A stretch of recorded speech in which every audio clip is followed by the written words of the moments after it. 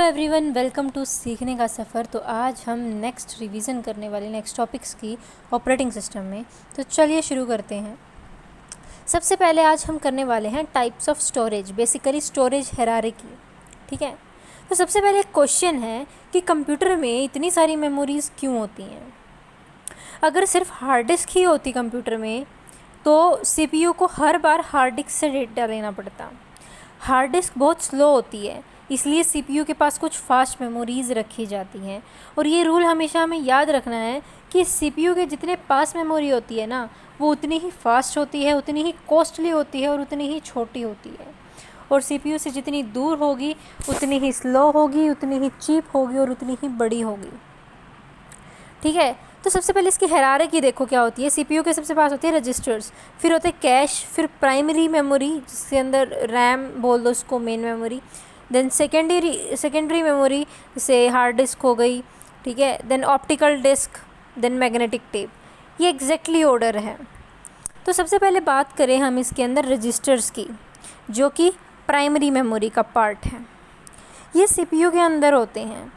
अब सीपीयू के अंदर होते हैं और हमने इसकी हायरार्की में देखा कि ये सबसे पास होते हैं सीपीयू की। तो मैंने एक चीज़ बोली थी कि जो सीपीयू के सबसे पास होते हैं वो सबसे फास्ट होते हैं, वो सबसे एक्सपेंसिव होते हैं और वो छोटी मेमोरी होती है। ठीक है, इसमें सीपीयू करंट इंस्ट्रक्शंस और टेम्परेरी डेटा रखता है। आगे उसके बाद इसका एग्जाम्पल समझे, जैसे कि टीचर क्लास में पढ़ाते वक्त जो चौक हाथ में पकड़ कर लिख रहा है वो एक रजिस्टर है जो हर सेकेंड यूज़ हो रहा है। ठीक है, फास्टेस्ट, स्मॉलेस्ट एंड एक्सपेंसिव इसके फीचर्स हैं। नेक्स्ट आती है हमारे पास कैश मेमोरी। तो रजिस्टर्स के बाद कैश आती है। ये भी सीपीयू के बहुत पास ही होती है, मतलब रजिस्टर्स के बाद होती है पर सीपीयू के तो पास ही होती है।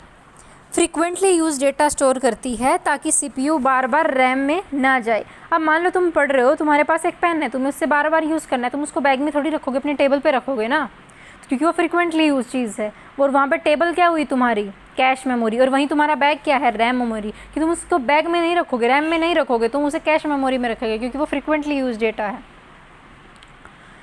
ठीक है, तो अभी हमने क्या पढ़ा, सबसे पहले रजिस्टर्स आते हैं, फिर कैश आती है, फिर रैम आती है। नेक्स्ट हम रैम की ही बात करने वाले हैं। तो सीपीयू डायरेक्टली एक्सेस कर सकता है। प्रोग्राम एग्जीक्यूशन कहाँ पे होता है, रैम में होता है, और ये भी एक टेम्परेरी मेमोरी है। अब प्रोग्राम एग्जीक्यूट होने से पहले रैम में आता है हमेशा, ये हम पहले भी पढ़ चुके हैं। जैसे मतलब जो क्रोम है, आप मान के चलो, वो एक हार्ड डिस्क में होता है इंस्टॉल। जब क्रोम ओपन करेंगे हम तो ऑपरेटिंग सिस्टम उसको रैम में लोड करेगा हार्ड डिस्क से। ठीक है, और फिर सीपीयू एग्जीक्यूट होगा। तो रैम बेसिकली एक टेम्परेरी मेमोरी है। अगर और ऊपर से ये है वोलाटाइल, यानी कि पावर गई तो डेटा गायब, मतलब कि इसमें डेटा सेव नहीं रहेगा, परमानेंटली स्टोर डेटा नहीं है ये। Next is secondary memory. तो जो सेकेंडरी मेमोरी है इसमें क्या क्या चीज़ें आती है, प्रोग्राम, फाइल, हार्ड डिस्क, ये सब। ठीक है, इसमें ये सब स्टोर होते हैं, परमानेंट स्टोरेज होती है। पावर ऑफ होने के बाद भी डेटा रहता है, बेसिकली ये नॉन वोलाटाइल होती है। अब पावर ऑफ होने के बाद क्या क्या चीज़ें हमारे लैपटॉप में रह जाती हैं, वो क्या थी, photos, movies, games, projects, operating system, सब हार्ड डिस्क में। ठीक है, उसके बाद इसके अंदर क्या क्या चीज़ें आती है, इसके अंदर आती है हमारे पास ऑप्टिकल डिस्क, मैग्नेटिक टेप, ये सब इसके अंदर आते हैं सेकेंडरी मेमोरी के अंदर। देखो, जो सेकेंडरी मेमोरी के अंदर जो भी चीज़ें हैं ना, वो सारी जो हैं वो परमानेंटली स्टोर्ड होती हैं। वो लिटिल बिट स्लो होती हैं क्योंकि वो सीपीयू से दूर होती हैं, थोड़ी मतलब वो एक्सपेंसिव भी नहीं होती। ठीक है, और क्योंकि वो दूर हैं, इनका साइज़ थोड़ा बड़ा होता है। लेकिन जो कंप्यूटर के सीपीयू के पास होती हैं, जैसे कि हमने देखा रजिस्टर्स, कैश, रैम, ये सब जो हैं थोड़ी एक्सपेंसिव होती हैं और फास्ट होती हैं। ठीक है, तो कॉस्ट की मैं आपको बात बता चुकी हूँ। स्पीड की बात, जो सीपीयू की ज़्यादा पास होगा उसकी स्पीड ज़्यादा होगी, दूर जाते जाओगे और स्पीड कम होती जाएगी। ये हम हायरार्की में देख सकते हैं, अब पास कौन सा और दूर कौन सा, उस हिसाब से उसकी स्पीड को हम मैनेज कर सकते हैं। स्टोरेज साइज़ की बात करें तो जो मतलब स्टोरेज साइज़ जो है वो उल्टा होता है। जो सीपीयू के पास होते हैं उसका स्टोरेज साइज़ कम होता है और जो दूर होती है उनका ज़्यादा होता है। बेसिकली जितनी स्लो मेमोरी होगी उतना बड़ा जितनी स्लो मेमोरी होगी उतनी ही बड़ी मेमोरी होगी। तो वोलाटाइल के बारे में हम पढ़ चुके हैं। तो अब आते हैं हम अपने नेक्स्ट टॉपिक के ऊपर, विच इज़ प्रोसेस। तो ऑपरेटिंग सिस्टम का एक सबसे इम्पोर्टेंट टॉपिक है ये, ठीक है। प्रोसेस बेसिकली क्या है, the program under the execution, यानी कि जब कोई प्रोग्राम सिर्फ हार्ड डिस्क में पड़ा होता है तो उसे प्रोग्राम बोलते हैं। जब वही प्रोग्राम रन होना स्टार्ट हो जाता है तो उसे हम प्रोसेस कह देते हैं। सोचो तुम्हारा पास एक रेसिपी बुक है, ठीक है, वो रेसिपी बुक एक प्रोग्राम है। जब मम्मी उस रेसिपी को पढ़कर कुकिंग स्टार्ट करती है तो उस कुकिंग को हम बोलेंगे ये प्रोसेस हो रहा है। मतलब program is just a instruction and process is instruction execute होता हुआ, ठीक है। अब मान लो तुमने एक सीपीपी फाइल बनाई, फिर वो कंपाइलर के पास जाती है, फिर कंपाइल होती है, फिर एग्जीक्यूटेबल प्रोग्राम बनता है, फिर एग्जीक्यूशन होता है, फिर जाके वो प्रोसेस बनता है, ठीक है। प्रोग्राम रहता कहाँ पे है? Program always stays in the disk, मतलब कि प्रोग्राम हार्ड डिस्क या एसएसडी में परमानेंटली स्टोर होता है। जैसे मान लो कि तुमने व्हाट्सएप इंस्टॉल है तुम्हारे फ़ोन में, फ़ोन स्टोरेज में पड़ा है वो, ये एक प्रोग्राम है। ये प्रोसेस कब बनेगा? जब तुम इसे चलाना शुरू कर दोगे। हमें प्रोसेस की ज़रूरत ही क्या है? Why do we need the process? User को कोई भी काम करने का एक तरीका, वे जो है ना, उसको हम प्रोसेस कहते हैं। मतलब यूज़र को कोई भी काम करवाना है, ऑपरेटिंग सिस्टम उस प्रोग्राम को एग्जीक्यूट कराता है और एग्जीक्यूशन के बाद प्रोसेस बनती है, ठीक है। अब प्रोग्राम से हम प्रोसेस में जाते कैसे हैं? कोई भी प्रोग्राम है उसको एग्जीक्यूशन हुआ तो वो प्रोसेस बन जाएगा। अब ऑपरेटिंग सिस्टम बनाता कैसे है किसी प्रोसेस को? तो इसके 5 स्टेप्स है बेसिकली। पहला स्टेप है load program and static data into the memory. Operating system जो है ना, सबसे पहले क्या करेगा, प्रोग्राम मैंने क्या कहा डिस्क में पड़ा होता है, तो हार्ड डिस्क से उठाकर उसको रैम में लाएगा। क्या किया उसने? Load the program and static data into memory. साथ में ही वो क्या करेगा, स्टैटिक वेरिएबल्स, ग्लोबल वेरिएबल्स भी लोड कर देगा। मान लो कि तुमने क्रोम ओपन किया तो क्रोम हार्ड डिस्क से रैम में आएगा। Step 1 completed. देन स्टेप 2 क्या है? Allocate the run time step. इसका मतलब ये हुआ कि ऑपरेटिंग सिस्टम एक स्टैक बनाता है। स्टैक में क्या होता है? फंक्शन कॉल्स होती हैं, लोकल वेरिएबल्स होते हैं और रिटर्न एड्रेस होता है, ठीक है।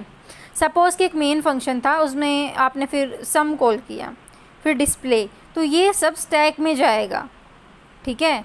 कि सबसे पहले मेन कॉल होगा, फिर सम होगा उस चीज़ का, फिर सम के बाद उसको डिस्प्ले किया जाएगा। सेकेंड स्टेप में भी क्लियर। तो what was the first step? Load the program and the static data into the memory. Second one was allocate runtime stack and third one is allocate heap. Heap dynamic memory allocation के लिए होता है। Run time में जितनी memory चाहिए वो heap में मिलती है। किस टाइम पे? रन टाइम पे जो मेमोरी चाहिए होती है। जैसे सी में मेलोक, कैलोक, न्यू, ठीक है। अब मान लो कि रेस्टोरेंट है तो उसमें अंदर स्टैक क्या होगा? जो फिक्स्ड टेबल बुकिंग्स हैं, और हीप क्या होगा? एक्स्ट्रा चेयर जब गेस्ट ज़्यादा आ जाएँ। ओके, रन टाइम एरर के लिए रन टाइम में जितनी मेमोरी चाहिए। Next one is our step 4 which is the initialize input output. Input output error handle, मतलब operating system keyboard, mouse, screen, printer, files सबको प्रिपेयर करता है, इनिशियलाइज करता है 4th स्टेप में। और फिर स्टेप 5 आता है अपना operating system hands off control to the main, यानी कि ऑपरेटिंग सिस्टम बोलता है ठीक है प्रोग्राम खुद एग्जीक्यूट करो, एग्जीक्यूशन मेन फंक्शन से स्टार्ट होती है। डन। तो बेसिकली इसका कंप्लीट फ्लो क्या रहा? प्रोग्राम डिस्क में था, उसको लोड किया रैम में, फिर वो गया स्टैक में, फिर heap memory, then input output initialise किया गया, फिर मेन स्टार्ट करेगा, देन द रनिंग प्रोसेस, ठीक है। Next is our architecture of process memory. Memory कुछ इस तरह दिखती है, मतलब कि सबसे पहले higher address, then stack, free space, फिर हीप, फिर डेटा, फिर टेक्स्ट कोड। तो सबसे नीचे जो लोअर एड्रेस होता है वो टेक्स्ट होता है या कोड होता है, फिर डेटा आता है, फिर हीप आती है, फिर free space and then the stack. तो हम समझते हैं एक एक करके इनको। सबसे पहले लोअर एड्रेस से चलते हैं विच इज़ द टेक्स्ट सेगमेंट। इसमें क्या होता है ना, कंपाइल्ड मशीन कोड होता है, प्रोग्राम इंस्ट्रक्शंस होती हैं। जैसे मैंने लिखा print F, if this is this, while this is this, ये सब कोड सेगमेंट में रहता है। Next one is the data segment, जो उसके ऊपर आता है। इसमें रहता है ग्लोबल वेरिएबल, स्टैटिक वेरिएबल्स, ठीक है। थर्ड आता है हमारे पास हीप, यानी कि डायनामिक मेमोरी। अभी अभी हम पढ़ के आए कि जो रन टाइम के टाइम पे ग्रो करती है, नीचे से ऊपर की तरफ बढ़ती है, ठीक है। जैसे इंस्टाग्राम को और मेमोरी चाहिए तो हीप से मेमोरी ले लेगा।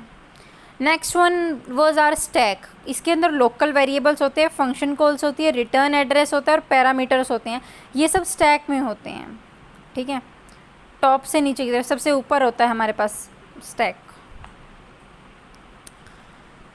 तो हीप और स्टैक में फ़र्क क्या है? स्टैक जो है वो ऑटोमेटिक है, वहीं हीप जो है डायनामिक है। स्टैक लोकल वेरिएबल है, स्टोर करता है, फास्ट होता है और ऑटो डिलीट कर देता है। वहीं हीप जो है वो डायनामिक ऑब्जेक्ट्स कैरी करता है, स्लो होता है और प्रोग्रामर डिलीट करेगा, इसमें ऑटो डिलीट नहीं होता। अब कुछ टर्म्स आती हैं इंपॉर्टेंट, जैसे कि स्टैक ओवरफ्लो। ये क्या होता है? ये तब होता है ना जब स्टैक की लिमिट क्रॉस हो जाए। इनफाइनाइट रिकर्जन चला दिया मान लो किसी ने, कभी रिटर्न ही नहीं हो रहा कुछ, स्टैक भर गया तो प्रोग्राम क्रैश हो जाएगा, that is the stack overflow. Next one is our out of memory. अब आउट ऑफ मेमोरी ये हीप के लिए होती है। जब हीप में मेमोरी ही नहीं बची तो हर सेकंड में लॉक करते जा रहे हो तो फ्री नहीं कर रहे, तो हीप एक टाइम पे फुल हो जाएगा और जैसे ही फुल हुआ तो प्रोग्राम क्रैश हो जाएगा, and that is the out of memories for heap and the stack overflow is for stack. अब आते हैं हम अपने अगले टॉपिक के ऊपर, जो कि है attributes of process and process control block और प्रोसेस टेबल। ये सब देखने वाले हैं हम, ठीक है। तो प्रोसेस एट्रीब्यूट्स क्या होते हैं? एट्रीब्यूट्स का बेसिक मतलब होता है प्रोसेस की एक इन्फॉर्मेशन। जैसे अगर आपने पढ़ा होगा एक स्टूडेंट एंटिटी है तो उसके एट्रीब्यूट्स क्या होंगे? उसका नाम, उसका रोल नंबर, उसका फ़ोन नंबर, उसकी ईमेल आईडी। उसी तरह से एक प्रोसेस की इन्फॉर्मेशन, एट्रीब्यूट्स मतलब प्रोसेस की इन्फॉर्मेशन। जैसे हर स्टूडेंट का एक रिकॉर्ड होता है, वैसे ही हर प्रोसेस का भी एक रिकॉर्ड होता है। ये रिकॉर्ड पीसीबी यानी कि प्रोसेस कंट्रोल ब्लॉक में स्टोर होता है। अब एक बार के लिए हम देखते हैं कि प्रोसेस टेबल क्या होती है। ऑपरेटिंग सिस्टम के पास एक प्रोसेस टेबल होती है। इस टेबल में सिस्टम के सारे रनिंग प्रोसेस की एंट्रीज होती हैं कि कोई प्रोसेस 1 आया तो उसकी एंट्री होगी, 2 आया, 3 आया, 4 आया। हर रो को बोलते हैं प्रोसेस कंट्रोल ब्लॉक। अब जो प्रोसेस टेबल के अंदर जितने भी रोज हैं उनको क्या बोला जाता है? हर एक को प्रोसेस कंट्रोल ब्लॉक। अब समझ आया प्रोसेस कंट्रोल ब्लॉक क्या होता है? Basically process table is the collection of process control block, या हम कह सकते हैं each entry of process table is called the PCB.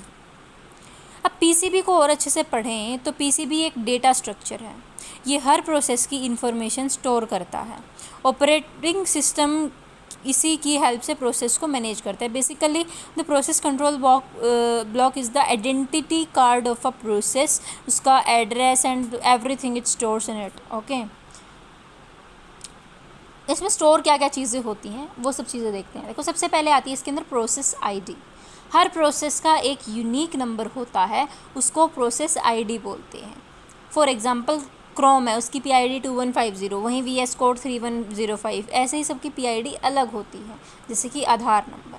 Second one it contains is the program counter which stores the address of the next instruction. अब सबसे पहले process ID थी कि उसकी आईडी क्या है वो स्टोर करा, प्रोग्राम काउंटर की उसको नेक्स्ट एड्रेस क्या है, अगली इंस्ट्रक्शन जो वो करेगा उसका एड्रेस क्या है, ठीक है। Third one is the process state, यानी कि ऑपरेटिंग सिस्टम को पता होना चाहिए कि प्रोसेस अभी क्या कर रहा है। प्रोसेस स्टेट क्या होती हैं? रनिंग स्टेट होती है, रेडी स्टेट होती है, वेटिंग होती है, न्यू होती है, टर्मिनेटेड होती है। ये सब पीसीबी के अंदर स्टोर होती है। इनको हम आगे और डेप्थ में पढ़ेंगे। And the next thing store is fourth one is the priority. Priority decide करता है कि कौन सा प्रोसेस पहले सीपीयू लेगा। अब एमरजेंसी प्रोसेस होगा तो उसकी प्रायोरिटी हाई होगी, बैकग्राउंड म्यूज़िक की प्रायोरिटी लो होगी, क्योंकि सीपीयू पहले इमरजेंसी प्रोसेस को देखता है। तो अभी हमने 4 देखे। सबसे पहले प्रोसेस आईडी कंटेन करता है, पीसी कंटेन करता है which was the program counter, process state contain करता है एंड द प्रायोरिटी। हमारे पास रजिस्टर्स। तो रजिस्टर इन पीसीबी, अब इसमें क्वेश्चन आता है कि रजिस्टर्स पीसीबी में क्यों स्टोर होते हैं। इसका आंसर है कि सपोज करो कि क्रोम सीपीयू यूज़ कर रहा था, उसके रजिस्टर्स में वैल्यू स्टोर्ड थी। अब टाइम स्लाइस ख़त्म हो गया तो ऑपरेटिंग सिस्टम क्रोम को हटा देगा, लेकिन उसकी जो रजिस्टर वैल्यूज़ हैं वो लॉस नहीं होनी चाहिए। तो ऑपरेटिंग सिस्टम उन वैल्यूज़ को पीसीबी में सेव कर देता है कि बाद में जब क्रोम दोबारा सीपीयू लेगा तो वही वैल्यूज़ पीसीबी से वापस उठाकर रजिस्टर को लोड कर दी जाती हैं। इसी प्रोसेस को हम कहते हैं कंटेक्स्ट सेविंग या कंटेक्स्ट रीस्टोर, ठीक है। नेक्स्ट आता है हमारे पास ओपन फाइल लिस्ट। ये भी होता है पीसीबी के अंदर। ये स्टोर करता है कि कौन सी फ़ाइल यूज़ कर रहा है प्रोसेस, वर्ड कर रहा है, कौन सी मतलब उस फॉर्म में कर रहा है। Next is open device list. कौन कौन से डिवाइस यूज़ कर रहा है, प्रिंटर, कीबोर्ड, कैमरा, ये सब भी स्टोर करता है। Next is stack pointer. Stack pointer का फुल फॉर्म, सॉरी एसपी बोलना था मुझे, इसका फुल फॉर्म होता है स्टैक पॉइंटर। ये स्टैक के टॉप को पॉइंट कर रहा होता है। अगला आता है बेस पॉइंटर। करंट फंक्शन का स्टार्टिंग एड्रेस बताता है ये। और कंट्रोल रजिस्टर क्या करता है, CPU control related information store करता है। ठीक है, इसको सीआर भी बोलते हैं शॉर्ट फॉर्म में। तो बेसिकली पीसीबी का मेन पर्पस क्या होता है, प्रोसेस को आइडेंटिफाई करना, मैनेज करना, पॉज और रिज्यूम करना, शेड्यूलिंग में हेल्प करना, कंटेक्स्ट स्विच करना। वहीं बात आती है कंटेक्स्ट स्विच की, तो एक बार हम पहले भी पढ़ चुके, फिर भी हम इसको रिवाइज कर लेते हैं। इंपॉर्टेंट कंसेप्ट है ये। अब मान लो कि क्रोम चल रहा था, अब सीपीयू को वीएलसी चलाना है, तो ऑपरेटिंग सिस्टम क्या करेगा, क्रोम के जो रजिस्टर पीसीबी में सेव करेगा, जो क्रोम का रजिस्टर उसको पीसीबी में सेव कर देगा, और वीएलसी के पीसीबी से रजिस्टर लोड करेगा और सीपीयू वीएलसी को दे देगा। ठीक है, क्रोम से हट गया था, इसको बोलते हैं कंटेक्स्ट स्विचिंग। अब अगला पार्ट आता है हमारे पास प्रोसेस स्टेट, या फिर हम कह सकते हैं life cycle of the process. तो प्रोसेस एग्जीक्यूशन के टाइम पे ना अलग अलग स्टेजेस से गुजरता है। इन्हीं स्टेजेस को हम कहते हैं प्रोसेस स्टेट। जैसे एक स्टूडेंट का लाइफ साइकिल क्या होता है, एडमिशन लेता है, फिर वो क्लास में बैठता है, फिर वो एग्ज़ाम देता है, फिर वो पास होता है, फिर वो नेक्स्ट क्लास में जाता है। वैसे ही प्रोसेस का भी लाइफ साइकिल होता है। 5 स्टेप्स होते हैं। एक होती है न्यू प्रोसेस, फिर होती है न्यू स्टेट, फिर होती है रेडी स्टेट, फिर होती है रनिंग स्टेट, फिर होती है waiting state, and then is the terminated state. इसको समझते हैं हम अच्छे से। न्यू स्टेट क्या होती है, जब प्रोसेस अभी क्रिएट हुई है, एग्जीक्यूशन स्टार्ट नहीं हुई, तो program converting into the process, मतलब कि प्रोग्राम को ऑपरेटिंग सिस्टम ने एक्सेप्ट कर लिया है, अब वो प्रोसेस बनने वाली है, that is the new state, पर अभी बनी नहीं है। यानी कि कॉलेज के एडमिशन में फॉर्म भर दिया है, अभी क्लासेस स्टार्ट नहीं हुई हैं, that is the new state. Okay, उसके बाद न्यू के बाद हम जाते हैं रेडी स्टेट के अंदर। ठीक है, जब ऑपरेटिंग सिस्टम प्रोसेस को मेमोरी में लोड कर देगा तो आएगी हमारे पास ready state. Process is in the memory now and process is in the ready queue. Process RAM में आ चुका है, बस सीपीयू का वेट कर रहा है। ठीक है, फिर रेडी क्यू में वही प्रोसेस होती है जो सीपीयू का वेट कर रही होती हैं। फिर रेडी क्यू से हम जाते हैं रनिंग के पास। अब रनिंग स्टेट क्या होती है, यानी कि जिसको सीपीयू एलोकेट हो जाता है। अब सीपीयू मिल गया है उसको, वो सीपीयू का वेट कर रही थी, यहाँ उसको मिल गया है, यानी कि प्रोसेस एग्जीक्यूट होने लग गई है, that is the running state. यानी कि क्रोम ओपन हो गया, अब वेब पेजेस लोड कर रहा है, तो वो है एक रनिंग स्टेट। रनिंग से ना 3 पॉसिबिलिटीज़ हो सकती हैं। रनिंग से वो वेटिंग में भी जा सकता है, रनिंग से वो रेडी में भी जा सकता है, और रनिंग से वो टर्मिनेट भी हो सकता है। सबसे पहले कंडीशन चेक करें वेटिंग की। ये कब होगा, जब इनपुट आउटपुट चाहिए प्रोसेस को, फॉर एग्जांपल कीबोर्ड या माउस या प्रिंटर या फाइल रीड करना या इंटरनेट।